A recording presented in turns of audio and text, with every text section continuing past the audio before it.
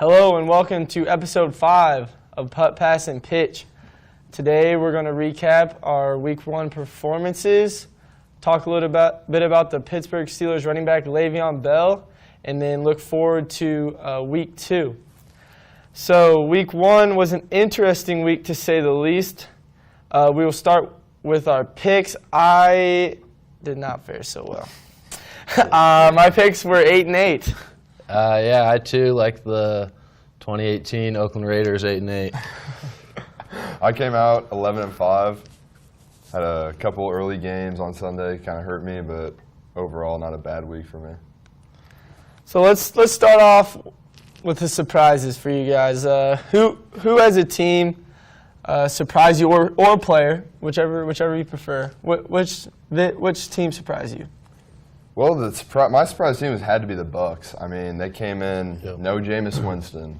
I mean, that just didn't look good. They had Ryan Fitzpatrick, who's a proven backup, but, I mean, he just came out just throwing the ball all over the place. He had 417 yards, four throwing touchdowns, and 1 rushing. I mean, he was just hitting every deep ball to Deshaun and Mike Evans, and he just really looked good, just kind of torched that kind of paper-thin Saints defense. Yeah, Saints defense didn't look good. Yeah. Mike Evans and Deshaun Jackson went for combined 300 yards and 3 touchdowns. So you're not going to win many games when you're giving that up to 2 guys. So, yeah, and then, I mean, that was just like a game that almost everybody has a lock, too. I mean, everybody's just kind of looking at the Saints just run away with that after a great year. And I had them actually going 8-8 this year, but other than that, I really expect them to win that game. So that was just kind of my surprise. I think point spread wise, that was the biggest line out of any of them. Yeah. That was the biggest upset that you could have possibly had for the week, and they did it rather. Not, I mean, I wouldn't say convincingly because the Saints came back, but the Saints really weren't ever in that game. Yeah, honestly. I mean, yeah, their defense let them down big time. Breeze had himself a game. Breeze went off. Yeah. Defense couldn't help him out, so Saints take a Week 1 L. But my surprise, I'm going to go with the New York Jets as a whole. So my boy Darnold from USC, after the first pass that he threw across his body from sideline to sideline, almost for a pick.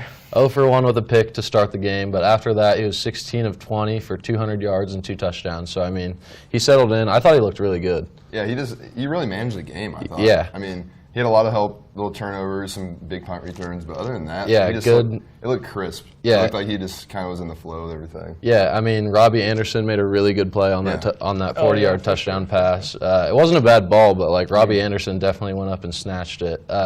Crowell had 102 yards on the ground, so, I mean, the run game was there. They had 60 more from Powell, and obviously 5 interceptions from the defense. So, I mean, I don't think anyone expected that kind of a blowout coming in from the Jets in Week 1. And you could see down there on the road in Detroit, Jets fans were down in the bottom bowl doing the Jets chant. They were fired up. Crazy. So this might be a fun year for the New York Jets.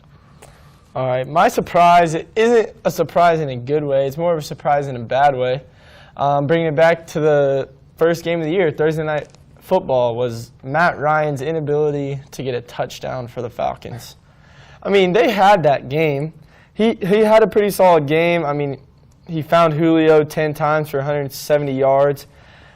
But in the red zone, he couldn't convert the touchdown. I'm so surprised. Yeah.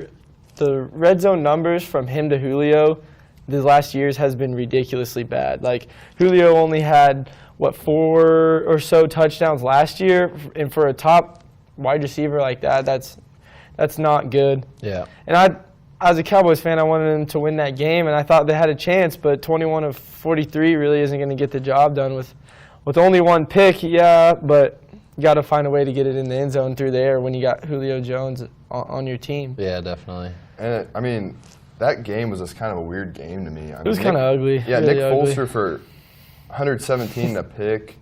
I mean, Matt Ryan threw for 250, but he didn't do anything in the red zone. No. I mean, I saw some stat where he's like 1 for 20 to Julio in the red zone. Yeah, it's bad. Yeah, it's bad. A couple bad. picks. And It's the final play of the game, Julio ran a good route, and he just had a fade, threw it out of bounds. I mean, you got to let Julio try to make a play. Most definitely.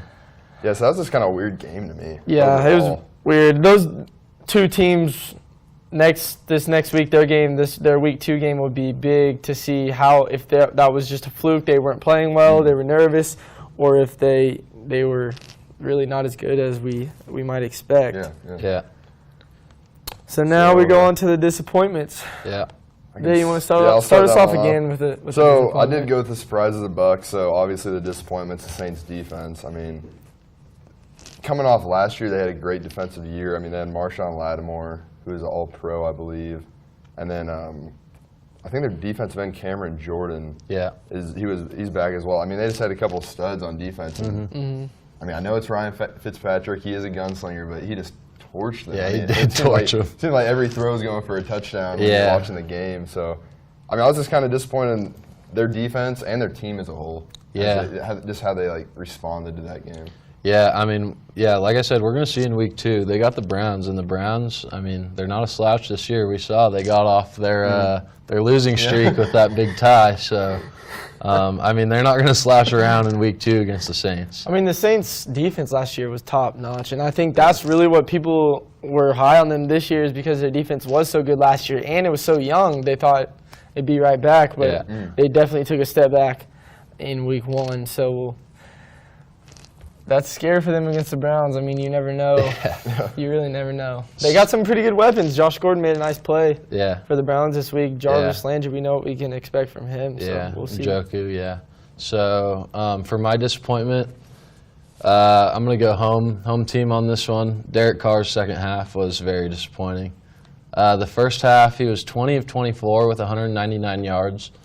He underthrew a ball in the end zone that I mean, he usually doesn't underthrow. It wasn't a bad pick. That was in the first half. I was really encouraged with the Raiders' play in the first half. They were playing the Rams pretty tough, I thought, especially that first drive. The offense really looked good on that first drive. In the first half, in general, looked really good.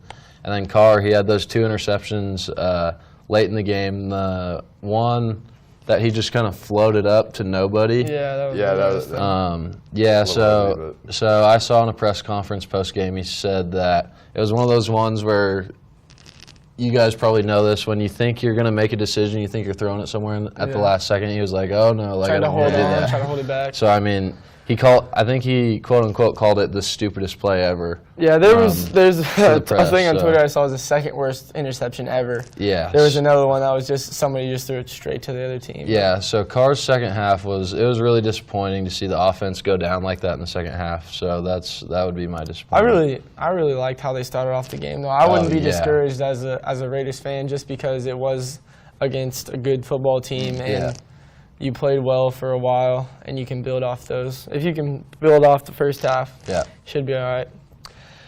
We'll go to my disappointment, also from the hometown team. I'm just going to say the whole entire Dallas Cowboys offense. And I think a lot of it starts with play calling. Ezekiel Elliott can't have 15 touches on the ground, and you expect Dak Prescott to play good. I mean, Dak Prescott didn't play well, but you have to establish the run game for him to be a good quarterback. Another thing, the offensive line was disappointing. Dak got sacked six times. Dak looked scared back there.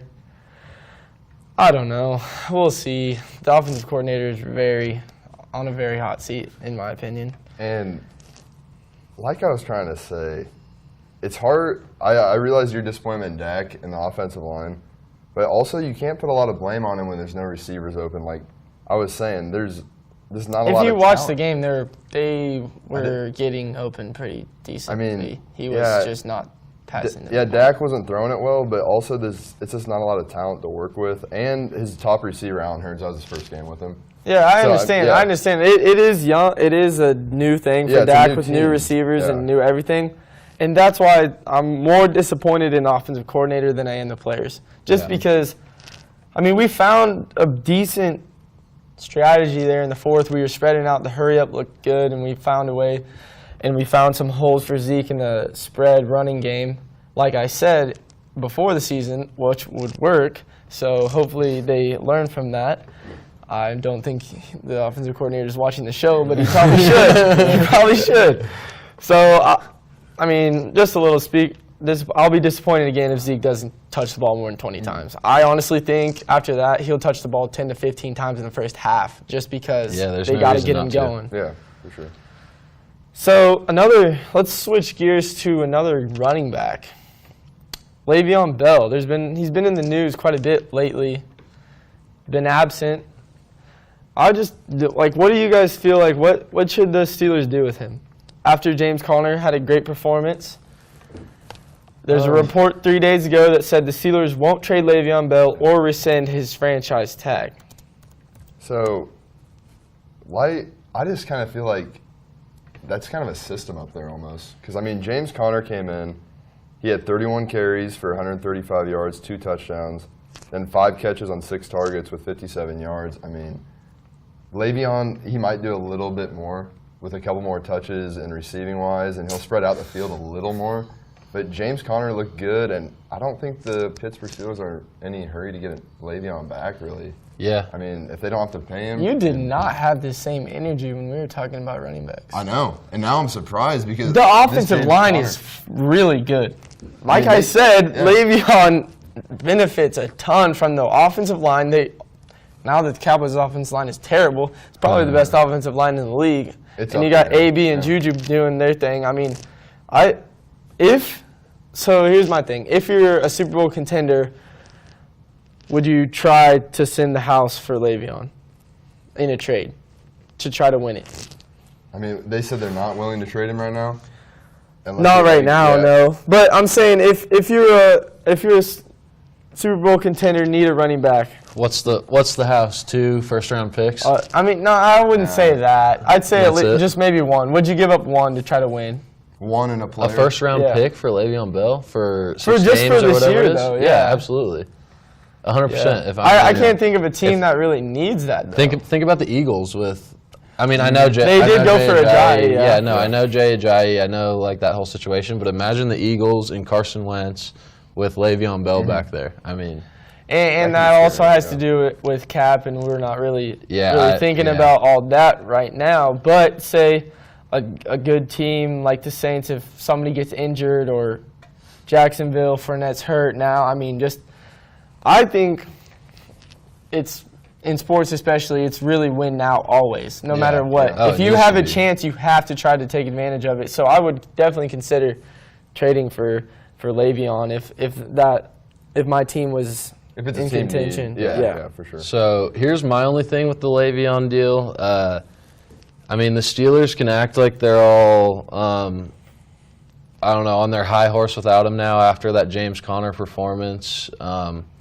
But James Conner had 31 carries. Yeah, that was a little high for one. 31 carries in week 1. Yeah. So, I mean, there's obviously no way you sustain 30 carries a game throughout the full NFL season. So they're going to have to figure out some way of getting some other guys in there and taking the load off of James Conner a little bit in the backfield. But Team that could be a sleeper. I mean, I don't know. Packers. Oh, They that don't have would a good be- running back. And They don't have any running back. They got Ty Montgomery. Jamal back there, and basically. Montgomery, but if you put Le'Veon Bell in the backfield with the Packers, that offense would be crazy. Oh, I agree. Yeah, for sure. But in the end, I think he will come back at some point. I mean, there's no way a guy can leave $800,000 on every weekend. week, yeah. Could you imagine sitting on your couch saying, today I'm missing out on $800,000, then do that over again and over again? Oh, okay. While we're talking about Le'Veon and James Conner real quick, did you guys see the video of James Conner's first touchdown where he runs into the end zone, does his little high step thing for like 5 yards, and immediately turns around, and all the offensive linemen from the Steelers are running to the end zone to congratulate him? He celebrated with like each one of the offensive linemen pretty much separately. And if that wasn't kinda shows a lot. Yeah, if that wasn't a message to Le'Veon that like, you know, this guy's going to grind for us and we're going to support him 100%, then like I don't know what is. I thought for sure when I saw that was a message to Le'Veon. And then Le'Veon put that tweet with the eyes or whatever. Yeah. Like that. Yeah, they tied, but I mean that wasn't really the wasn't fault. James Conner's It wasn't the fault. fault of James Conner. I mean, Yeah. they still played pretty well offensively.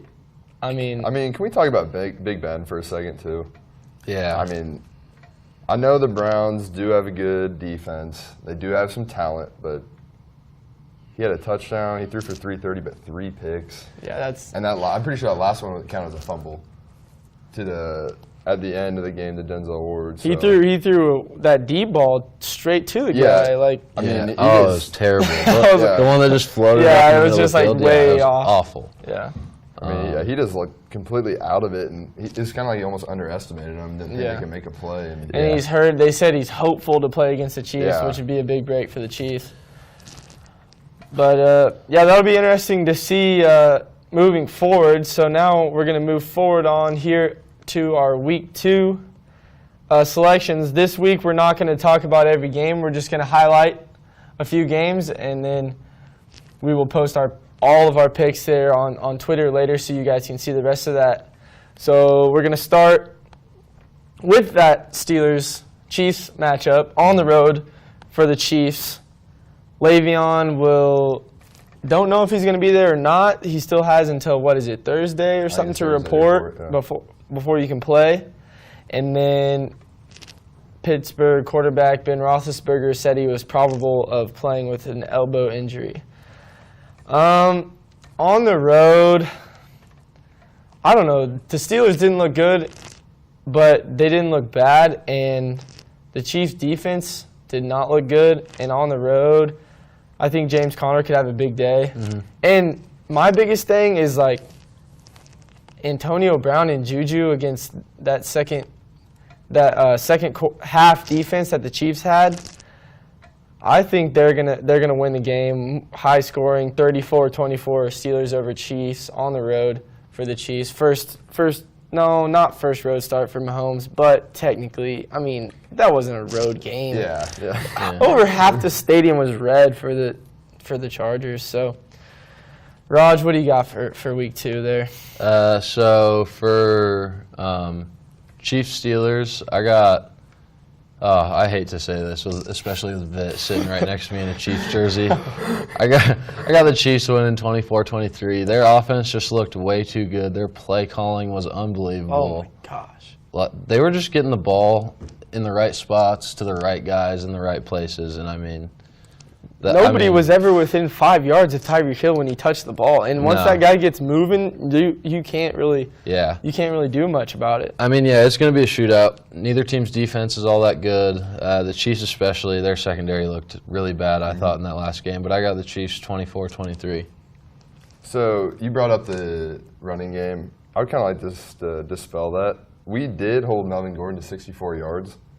On how many carries? 15 carries, so about 4 carry. So, I mean, I know they're playing catch-up a lot. Yeah.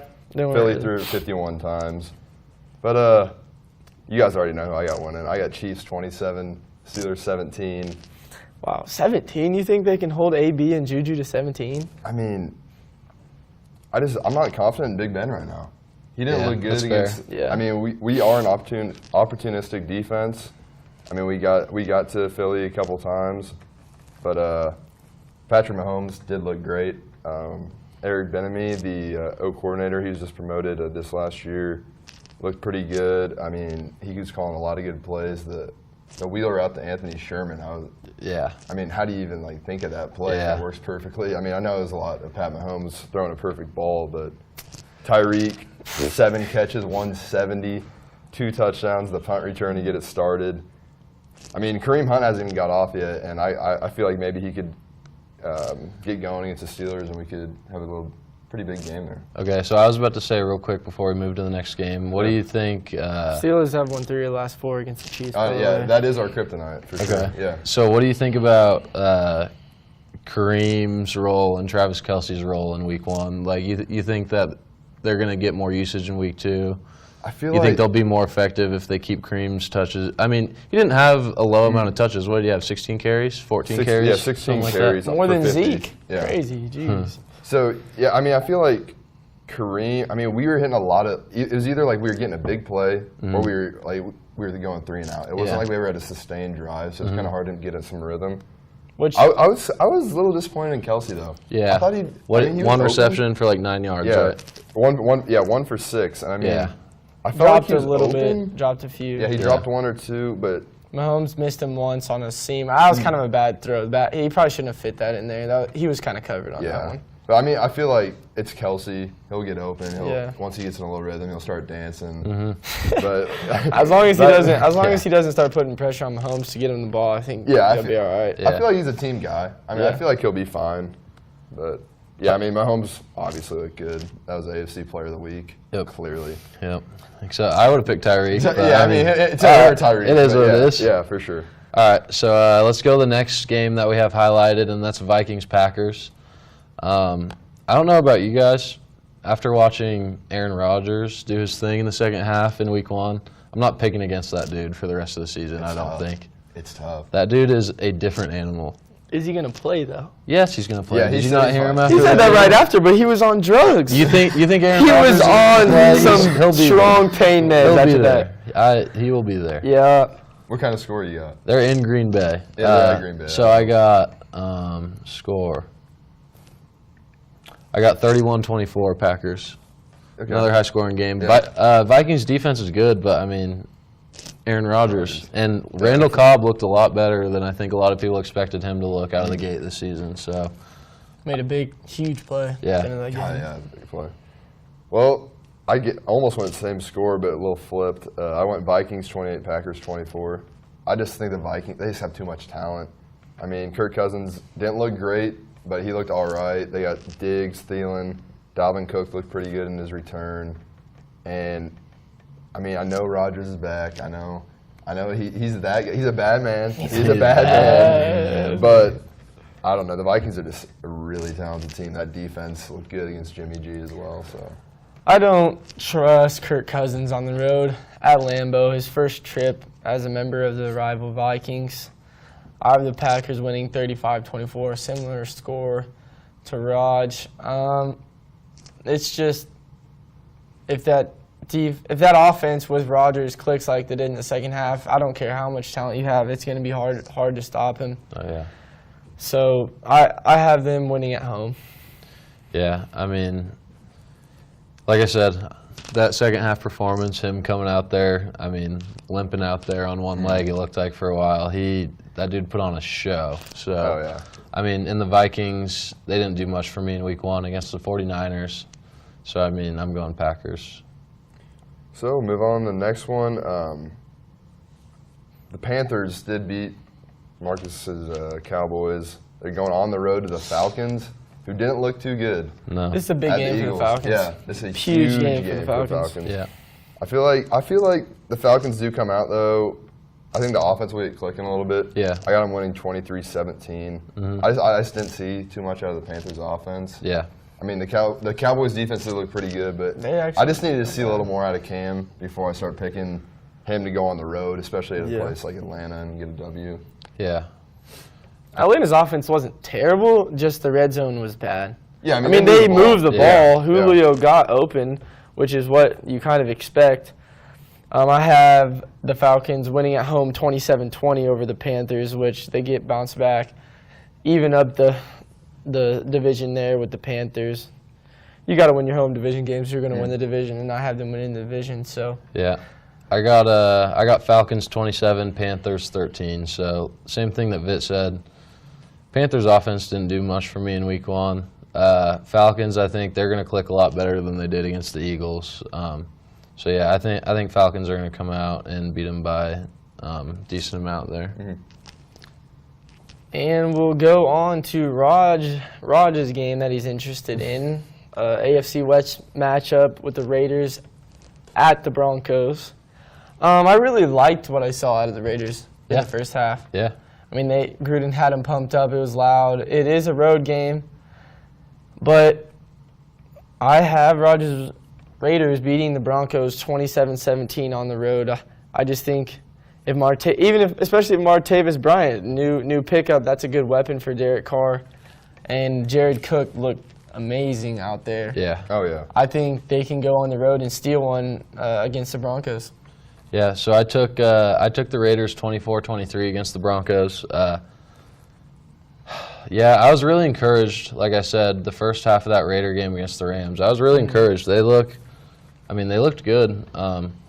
Derek Carr struggled, like I said, in the second half, but I don't think that was like him. I think that's working out early kinks with Gruden a little bit. Keenum threw 3 picks in their first game against the Seahawks. So, I mean, I know the Raiders' secondary isn't exactly as good as the Seahawks, but, I mean, it's their 3 picks. So I think the Raiders are going to have opportunities to make some plays. And I think it's going to be a close game, but Raiders 24, Broncos 23. Gotcha. So I got the Broncos actually winning this one 24-20. I liked what I saw out of the Raiders, but I just don't see them going on the road and winning that game, especially in Denver. I mean, Keenum, he did throw 3 picks, but he looked pretty good. Yeah. 3 touchdowns. I mean, they scored 27 points. Emmanuel Sanders got off a little bit.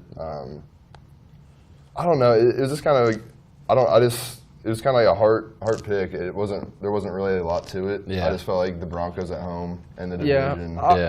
The Seahawks did not look that good, and Yeah.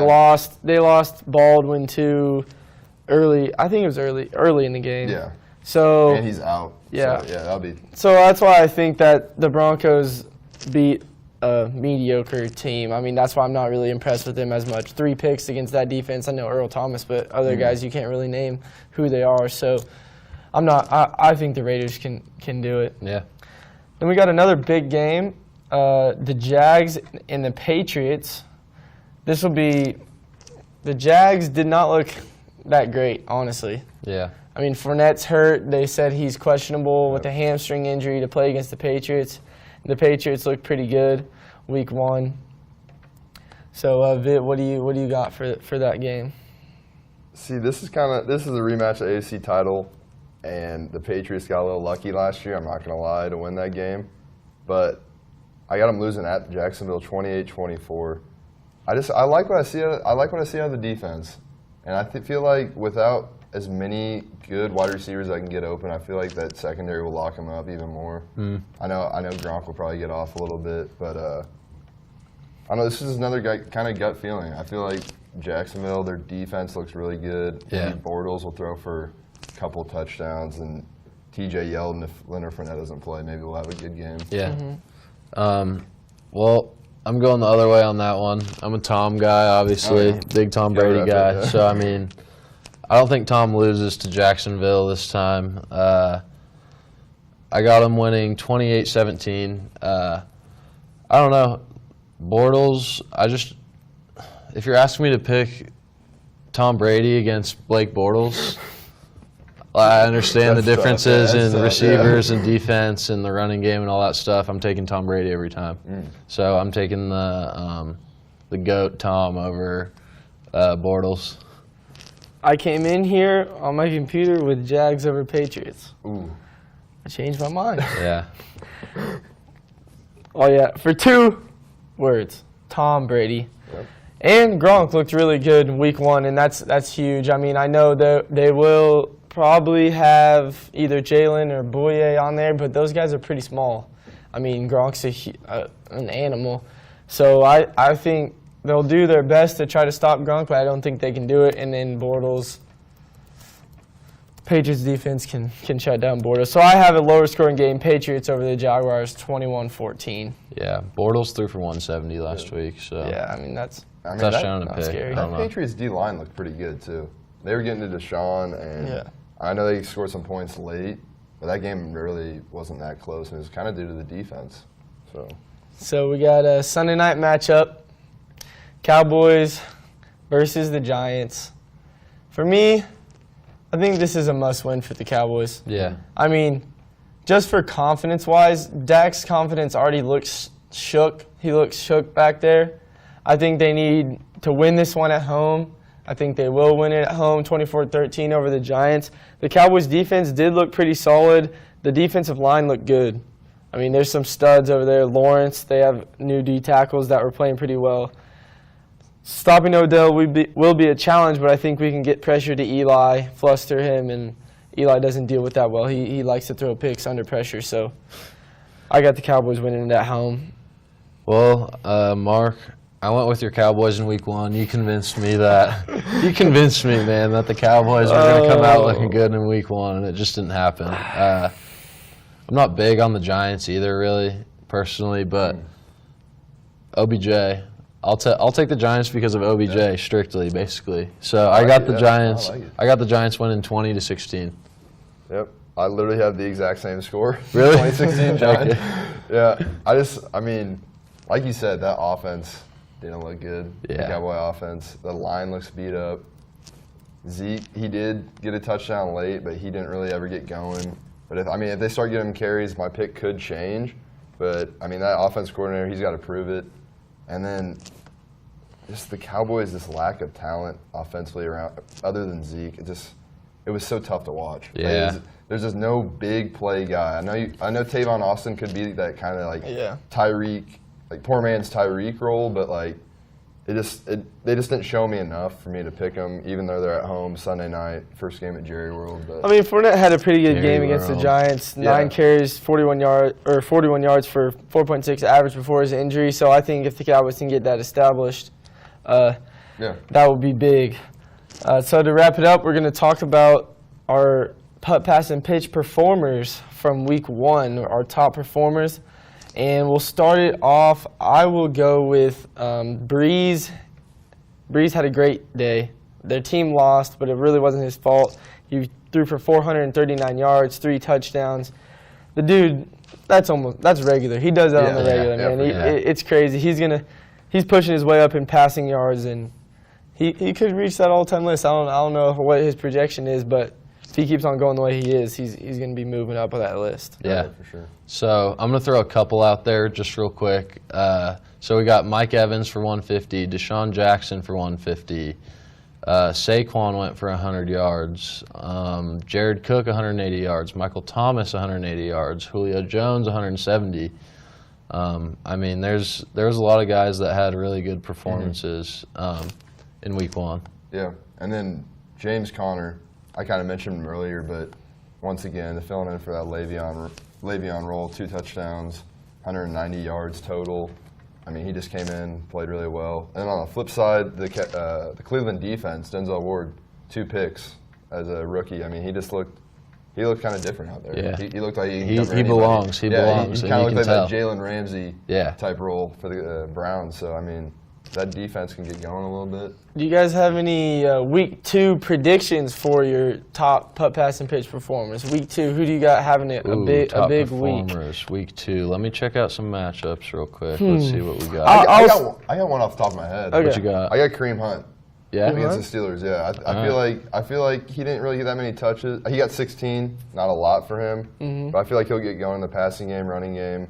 I feel like he'll maybe bust a couple runs, maybe 20, 30 yards. I feel like he'll get off a little bit. All right. I'll do the same type of player. Ezekiel Elliott didn't get his touches. He's not a guy to complain, but I think if you go back and watch that film, they know he needs to get the ball. So I expect him to have a big Week 2. All right. So I'm looking at the matchups. I see Rams, Cardinals. That might be some abuse going on there in that game. So I'm going to take Jared Goff for my top performer Week 2. Maybe Goff breaks out. He looked pretty good. Yeah, no, he did. So maybe he breaks out. Cardinals defense not so good. Maybe they'll hang a 40, 50 spot on him. Goff will have a good game. So we were talking earlier, maybe on like the off chances Le'Veon does come back and it's not with the Steelers. So I'm looking up odds here. So obviously Pittsburgh is first. They're first on that list. The next team on the list with the best odds, the Niners. Interesting. Jimmy G with Jimmy G Le'Veon and Bell. Le'Veon. Jarek McKinnon tore his ACL, so Yeah. I mean they need running back help. And I don't know that. That'd be I a think good that would fit. be a good. Yeah, That'd that be a would really be a good good fit. Yeah. The Packers. Yeah, like one I of you said. guys brought that up. I said the Packers. Yeah. You brought that up. Rodgers with Le'Veon behind him in the backfield. That's scary. That's a scary sight for sure. Wow.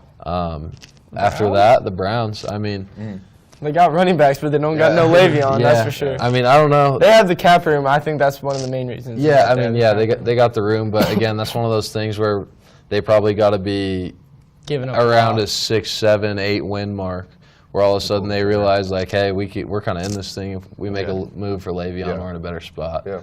I don't know. I don't know if they can get themselves into that kind of a spot, but I mean, we'll see. And then after that is the Colts. They're the same kind of team. I don't Yeah. know if they make it deep enough to make a run at a guy like Le'Veon, but I don't know. That Niners one and the Packers one is interesting. Very interesting.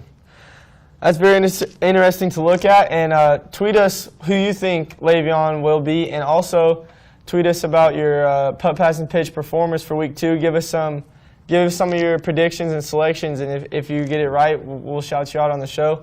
We'd like to thank you guys for watching, and it's a big week for a lot of our teams. I mean, can the Chiefs keep it rolling? Raiders and Cowboys got to bounce back. It's going to be an exciting week of football. Thanks again for watching, and stay tuned for episode 6 next week.